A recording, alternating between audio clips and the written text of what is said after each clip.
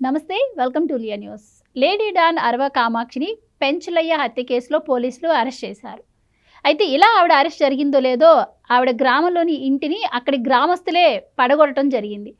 ఆవిడ ఆ గ్రామంలో ఉన్నప్పుడు ఆ ఇంటికి గంజాయి స్మగ్లర్లు వచ్చేవాళ్ళని, వాళ్ళ ఇంట్లో కూడా చాలా కత్తులు ఉన్నాయి అని చెప్పి కూడా ఈరోజు అక్కడ గ్రామస్తులు చెప్పడం జరిగింది. అంటే ఇంటినే గ్రామస్తులు పడగొట్టారు అంటే వాళ్ళు ఆవిడ వల్ల ఎన్ని ఇబ్బందులు, ఎంత బాధను ఫేస్ చేసి ఉంటారు అన్నది కూడా అర్థమవుతుంది. మరి ఈవిడ ఎప్పుడో 2022 సంవత్సరం నుంచి కూడా ఆవిడ గంజాయి స్మగ్లింగ్ చేస్తుంటే ఇప్పటి వరకు మరి అప్పుడు ప్రభుత్వాలు ఏం చేశాయి, మరి ఇప్పుడు వచ్చి కూటమి ప్రభుత్వం అరెస్ట్ చేసిన తర్వాత ఇప్పుడు కూటమి ప్రభుత్వానికి ఆవిడతో సంబంధం ఉన్నట్టు ప్రచారం చేయడాన్ని ఏ విధంగా చూడొచ్చు అన్న విషయాలు తెలుసుకుందాం. మనతో పాటు ఉన్నారు సీనియర్ జర్నలిస్ట్ దుర్గా కుమార్ గారు. నమస్కారం అండి. నమస్కారం గోవర్ధని, మన వీక్షకులు కూడా. సార్, ఈ అరవ కామాక్షి అనే ఆవిడ గతంలో 2022 నుంచి కూడా ఈ గంజాయి స్మగ్లింగ్ చేసేదని చెప్పి అక్కడ గ్రామస్తులే చెప్తున్నారండి. ఇదేదో ప్రభుత్వం చెప్పిందో లేకపోతే ఒక పార్టీకి సంబంధించిన చెప్పేదో కాదు. ఆవిడ మీద ఎంత కోపం, ఎంత ద్వేషం, ఎంత బాధ, ఇబ్బంది పడకపోతే ఇంటినే కూల్చేశారు అంటే మనం చూస్తున్నాం. టెక్నాలజీ డెవలప్ అయిపోయింది, పల్లెలు అలాగే ఇవి కూడా చాలా డెవలప్ అయిపోయి ఒకళ్ళింటి ఒకరు కూలగొట్టే పరిస్థితి అయితే ఉండట్లేదు. సో అక్కడ ఇబ్బంది ఏ విధంగా పడ్డారని దీన్ని బట్టే అర్థమవుతుంది. అలాంటిది ఇప్పుడు వచ్చి మరి వాళ్ళు కూటమి ప్రభుత్వానికి సంబంధించింది అరవ కామాక్షి అని చెప్పి వీళ్ళు ప్రచారం చేస్తూ ఉన్నారు. దీన్ని ఎలా చూడొచ్చు, మరి అక్కడ గ్రామస్తులు ఎలాంటి ఇబ్బంది ఆవిడతో ఫేస్ చేయడం జరిగిందంటారు? అంటే ఇది అరవ కామాక్షి అనే ఆమె అసలు యాక్చువల్గా ఆమె పైన చేసే వ్యాపారం ఏంటంటే పాత పేపర్లు, పాత సామాన్లు, పాత ఇనుము కొంటదనమాట. అక్కడ ఎవరు వస్తూ ఉంటారు, ఎవరు ఈ చెత్త ఏరుకునే వాళ్ళు, ప్లాస్టిక్ బాటిల్స్ ఏరుకునే వాళ్ళు, ఇలాంటి వాళ్ళంతా వస్తారు. వాళ్ళు ఇవాళ రేపు ఎక్కువ డ్రగ్కి ఎడిక్ట్ అయి ఉంటున్నారు. ఈ ఒక పెద్దరికంగా ఉంటూ వాళ్ళని కొంత స్వాంతన మాటలతో దగ్గరికి తీసి వాళ్ళతో కొన్ని నేరాలు చేయించడం అనేది కొంతకాలంగా జరుగుతున్నట్టు ఒక వ్యవస్థీకృత ముఠాలను ఏర్పాటు చేసింది అనేది అక్కడ అందరూ చెప్తా ఉన్నారు. ఆఖరికి వీళ్ళు చేసే దొంగతనాలు రైల్వే ప్రాపర్టీస్ కూడా. తర్వాత వీళ్ళ భర్త లారీ డ్రైవరు, వీళ్ళ బ్రదర్ జేమ్స్ అని ఒక అతనున్నాడు, అతను మీద హత్యా ప్రయత్నం కేసులు ఉన్నాయి. ఇవాళ మీరు అన్నట్టు ఇళ్ళు కోల్చడం అనేది మన ఆంధ్రప్రదేశ్లో ఎప్పుడు కూడా చూడలేదు. ఇక్కడ ఉత్తరప్రదేశ్లో ఇలాంటి నేరగాళ్ళని పోలీసులు వెళ్ళి బుల్డోజర్లతో నేలమట్టం చేయటం చూసాం. ఇలాంటి ఒక వ్యవస్థీకృతమైన నేరగాళ్ళు, లేకపోతే ఫ్యాక్షనిస్టులని, లేకపోతే ఈ టెర్రరిస్టులని. కానీ ఇప్పుడు మీరు అన్నట్టు నెల్లూరు లాంటి ఒక ప్రశాంతమైన పట్టణంలో ఇలాంటి సంఘటన జరిగిందంటే గత కొంతకాలంగా ఆమె 2022 నుంచి అప్పుడు గంజాయి బాగా ఊపుగా జరుగుతుంది వ్యాపారం. ఎక్కడ గంజాయి భారతదేశంలో దొరికినా దాని మూలాలు ఆంధ్రప్రదేశ్ అని అందరూ చెప్పేవాళ్ళు, అధికారికంగా పోలీసు ఉన్నతాధికారులు కూడా. తర్వాత తెలంగాణలో ఉన్న ఇప్పుడు హైడ్రా కమిషనర్గా ఉన్న రంగనాథ్ గారు పాడేరు వెళ్ళి అక్కడ గంజాయి స్థావరాల మీద దాడులు కూడా చేశాడు. ఆయన అప్పుడు నల్గొండ జిల్లా ఎస్పీ, ఉమ్మడి నల్గొండ జిల్లా ఎస్పీ ఆయన. అంటే ఎక్కువ ఈ నల్గొండ మీదుగా మహారాష్ట్ర, ఇతర రాష్ట్రాలకి రవాణా అవ్వటం వలన వాళ్ళకి పెద్ద బెడదగా తయారైంది. కాబట్టి ఆయన స్థావరాలు ఇక్కడ సోర్స్ మీదకే దాడి చేశారు అప్పుడు. అట్లాగే అరవ కామాక్షమ్మ, ఆమె పెద్ద వయసు కూడా లేదు, చూస్తే మామూలుగా ఒక సాంప్రదాయ సాధారణ గృహిణి ఉన్నట్టుగా ఉంది. కానీ ఆమె చేస్తున్న ఈ ఆర్గనైజ్డ్ క్రైమ్స్ మాత్రం చాలా తీవ్రంగా ఉన్నాయి. అయితే ఏంటంటే ఈ గంజాయికి వ్యతిరేకంగా సిపిఎం పార్టీకి చెందిన పెంచలయ్య గారని ఆయన ఈ ప్రజల్లో చైతన్యం తీసుకొస్తున్నాడు. ఎక్కువ ఈ స్టూడెంట్స్ కమ్యూనిటీకి కూడా బాగా సప్లై చేస్తుంది. తర్వాత ఈ ర్యాగ్ పికర్స్ అంటారు కదా, చెత్త ఏరుకునే వాళ్ళు, వాళ్ళల్లో కొంతమందిని కొన్ని క్రైమ్స్ కోసం ఉపయోగిస్తూ రైల్వే ఆస్తులు కూడా, అంటే అక్కడ ఇనుప సామాన్లు ఎక్కడ పడితే అక్కడ రైల్వే ట్రాక్ల పక్కన యార్డుల్లో పెట్టుంటాయి. వీళ్ళు చేస్తుంది తుక్కుని వ్యాపారం కూడా. కాబట్టి అది మనం చూస్తే మనకు తెలియదు, భారీగా జరుగుతుంది అది కూడా. ఆమె అక్కడి నుంచి పికప్ చేసి వేరే సాటికి పంపించేస్తారు, అవి మెల్ట్ చేసేస్తారు. తర్వాత వీళ్ళ మీద సస్పెక్ట్ షీట్స్ కూడా ఉన్నాయి. అంటే వీళ్ళు ఒక నేరగాళ్ళు అనేది పోలీసులు గుర్తించి నవాబ్పేట అనే ఒక పోలీస్ స్టేషన్లో జేమ్స్ అనే ఈ అమ్మాయి తమ్ముడి మీద, ఇప్పుడు అతను ఒక హాస్పిటల్లో ఉన్నాడు, అతను కూడా ఈ హత్యా కేసులో ముద్దాయి, పెంచలయ్య హత్యా కేసులో. ఇప్పుడు అతన్ని డిశ్చార్జ్ అయిన తర్వాత అతను కూడా అరెస్ట్ చేస్తారు. మీరు అన్నట్టు ఎప్పుడైతే కామాక్షిని అరెస్ట్ చేశారో, ఇప్పుడు ఈ కూటమి ప్రభుత్వంలో ఉండే కొంతమంది కార్యకర్తలు కూడా, ఆ ప్రాంతంలో ఉండే వ్యక్తులు, వీళ్ళు గత కొంతకాలంగా ఈ కాలనీలో ఒక భయానకమైన వాతావరణం సృష్టిస్తున్నారు. ఈ గంజాయి స్మగ్లర్స్ వస్తున్నారు, గంజాయి యూజర్స్ అంటే గంజాయి కొనుక్కునే వాళ్ళు వస్తున్నారు, మాకు ఒక అరాచకంగా తయారైందని వాళ్ళు ఇట్లాంటి వాళ్ళని అసలు మేము ఈ కాలనీలో ఉంచడం అని చెప్పి వాళ్ళకి సంబంధించిన 5 ఇళ్ళుని కూలగొట్టేశారంటే చాలా ఘోరమైన విషయం. అంటే ఊహించిన పోలీసులు కూడా ఈవెన్ అరెస్ట్ చేస్తే మామూలుగా ఒక మర్డర్ కేసులో సస్పెక్ట్గా అరెస్ట్ చేశారు అనుకున్నారే కానీ ఈమె మీద ప్రజల్లో నుంచి ఎంత ఆగ్రహం పెళ్ళుపుకుతుంది అనేది ఇంటెలిజెన్స్ రిపోర్ట్స్ లేవు. అదే ఆగ్రహాలను అంతా బిగబట్టుకుని ఉన్నారు, ఒక్కసారిగా పెళ్ళుపుకింది. అది రాజకీయ పార్టీలకు సంబంధం లేని అంశం ఒక రకంగా. ఇప్పుడు ఎందుకంటే అందులో వామపక్ష పార్టీల వాళ్ళు కూడా ఉంటారు సానుభూతి పరులు. ఎందుకంటే హత్యకు గురైంది సిపిఎం పార్టీకి చెందిన వ్యక్తి. ఆయనకి ఏంటంటే స్థానిక దేవాలయంలో కూడా ఈయనకి పెద్దరికం ఇచ్చి ఈయన మాటని గౌరవిస్తున్నారంట. అది కూడా ఈమెకి కంటగింపుగా తయారైంది. పెన్సిలయ్య ఒక రకంగా నా వ్యాపారాలను దెబ్బతీస్తున్నాడు.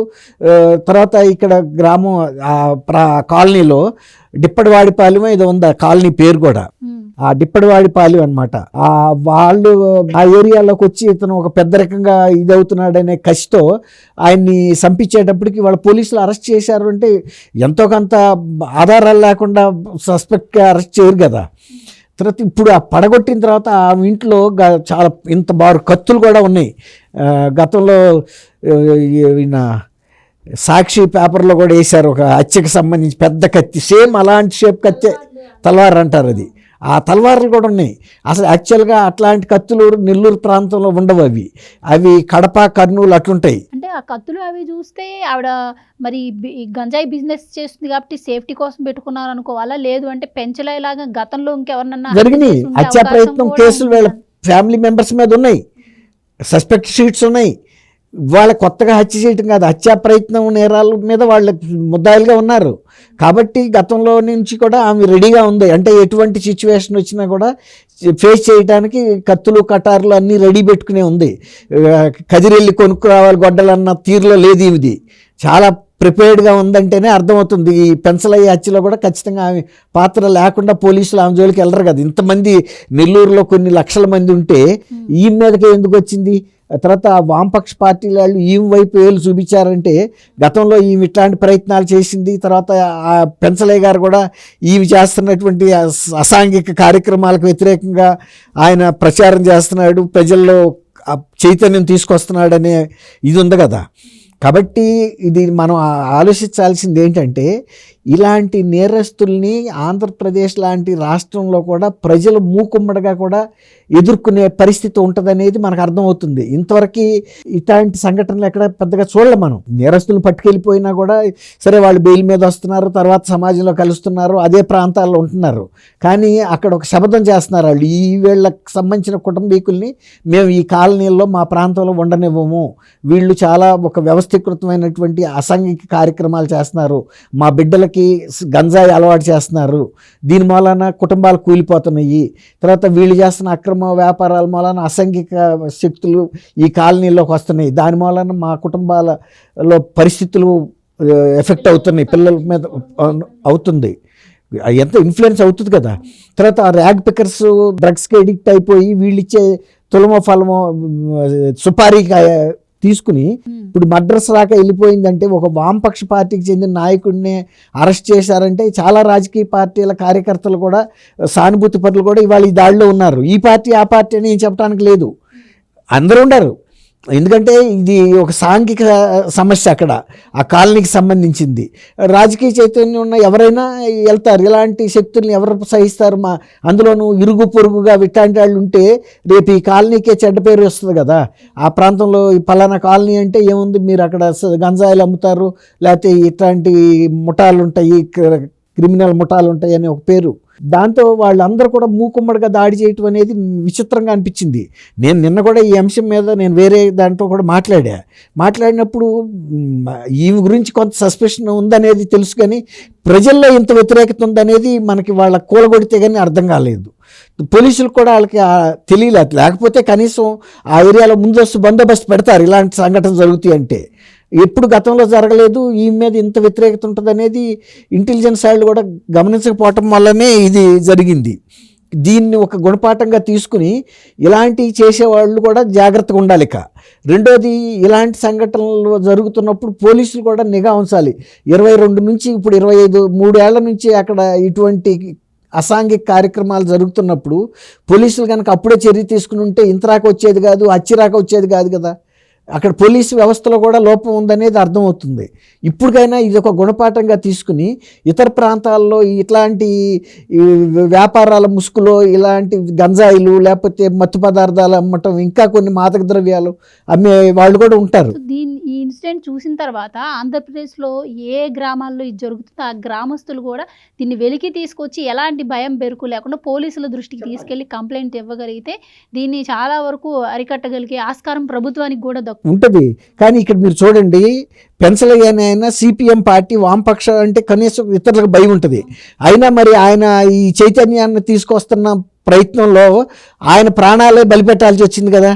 అంటే వీళ్ళు కూడా ఎంత ఇదిగా ఉన్నారు అంటే ఒక రకంగా తెంపుకి వచ్చేసారు. మా వ్యాపారాన్ని కనుక దెబ్బ కొడితే నీ ప్రాణాలు కూడా తీయగలుగుతామని ఒక తెంపుకి రావటం అనేది కూడా మనం ఇక్కడ గమనంలో పెట్టుకోవాలి. అంత ధైర్యం వాళ్ళకి ఎందుకు వచ్చింది? ఇంతకాలంగా కొంత సంపాదించారు ఈ అక్రమ మార్గాల ద్వారా. అందుకని ఈజీ మనీకి అలవాటు పడిన తర్వాత ఎవడడ్డం వచ్చినా కూడా ఆ తల్వార్లు లాంటివి పెట్టి లేపేయటానికి సిద్ధపడ్డారంటే కూడా మరి నెల్లూరు లాంటి పట్టణం, నెల్లూరు నిజానికి ఒక రకంగా ప్రశాంతమైన పట్టణం. అది ఇలాంటి హత్యలు లేకపోతే ముఠా తగాదాలు అవి అక్కడ ఉండవు.